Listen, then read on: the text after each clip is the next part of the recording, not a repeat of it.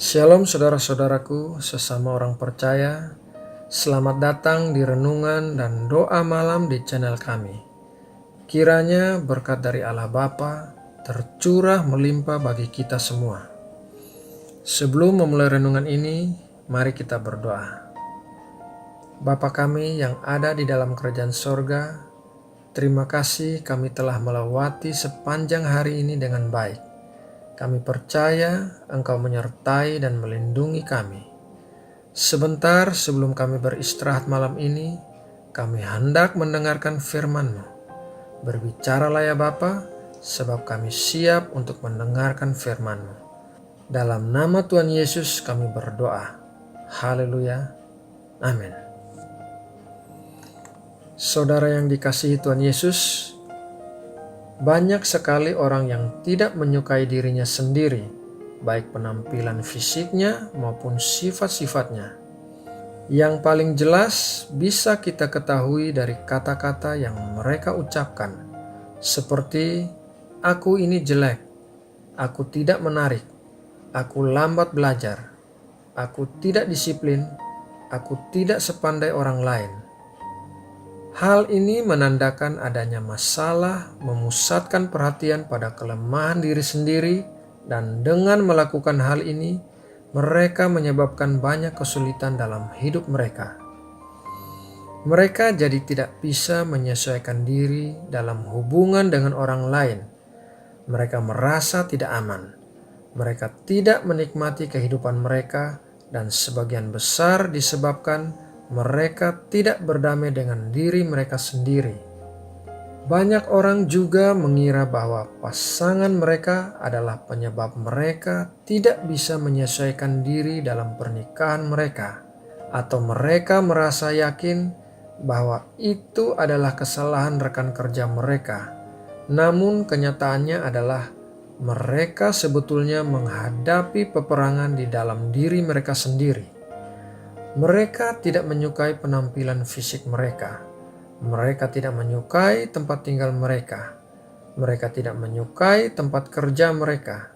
Mereka marah karena belum bisa mematahkan kebiasaan buruk mereka, dan racun itu tertumpah pada hubungan mereka yang lain.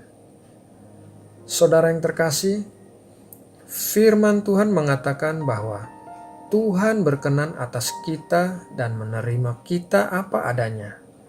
Tidak dikatakan bahwa Tuhan berkenan akan kita selama kita menjalani kehidupan yang sempurna.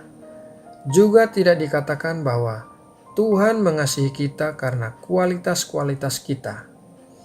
Setiap kita tidak boleh terus berkubang dalam lumpur, mengasihi dan mempersalahkan diri sendiri, karena hal itu akan menghambat kemajuan kita di dalam Tuhan.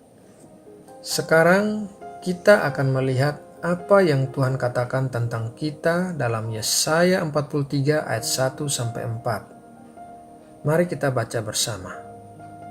Tetapi sekarang beginilah firman Tuhan yang menciptakan engkau, hai Yakub, yang membentuk engkau, hai Israel.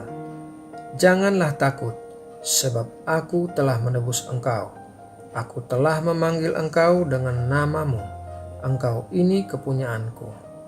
Apabila engkau menyeberang melalui air, aku akan menyertai engkau, atau melalui sungai-sungai, engkau tidak akan dihanyutkan.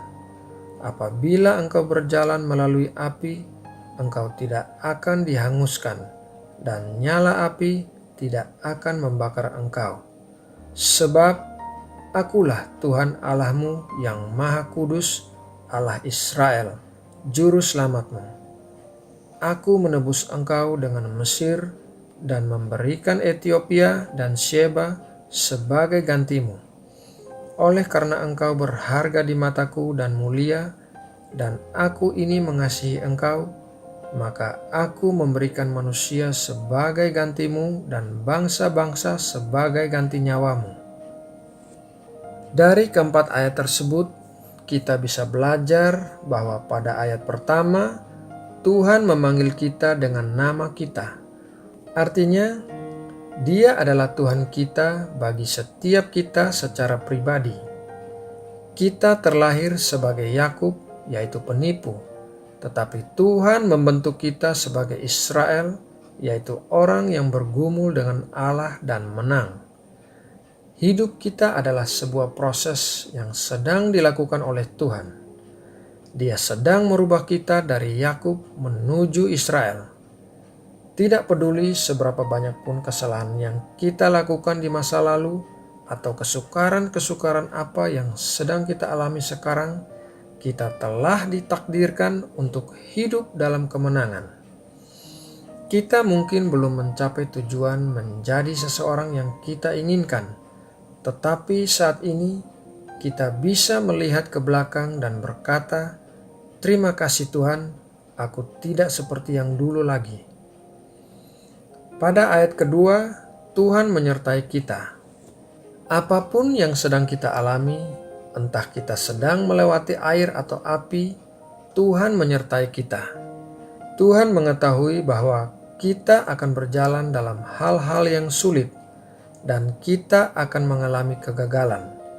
Akan tetapi, Tuhan memberi semangat kepada kita untuk menguatkan hati dan terus berjalan, karena dalam semua proses yang sedang kita jalani ini, Tuhan menyertai kita.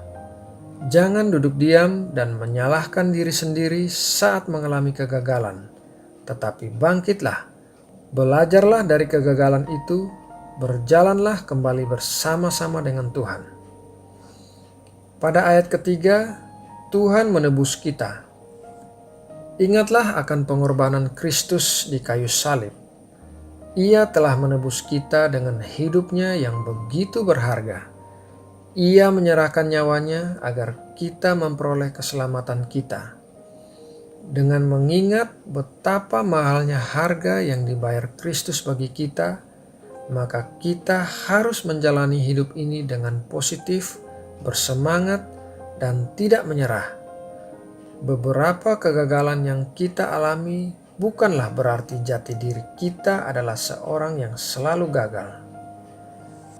Pada ayat keempat, alasan Tuhan memanggil kita, menyertai kita, dan menebus kita adalah karena kita ini berharga di mata Tuhan dan mulia, dan Tuhan mengasihi kita. Lihat, di mata Tuhan kita bukanlah produk gagal. Dia melihat masa depan kita akan menjadi seperti apa kita apabila kita taat menjalani proses-proses yang dilakukan Tuhan kepada kita. Tuhan tidak akan menyerahkan nyawanya apabila Dia tidak mengasihi kita. Dia menyerahkan nyawanya, sesuatu yang paling berharga bagi kita semua. Saudara-saudara yang terkasih, lewat firman Tuhan hari ini, saya berharap agar kita semua menyadari hal-hal yang telah Tuhan lakukan bagi kita dan betapa berharganya kita. Jangan memandang rendah diri sendiri dan terus-menerus menyalahkan diri sendiri. Ingatlah betapa Tuhan mengasihi kita, maka kita pun harus belajar mengasihi diri sendiri. Kita harus belajar menerima dan menyukai diri sendiri, penampilan fisik kita maupun segala sifat-sifat kita.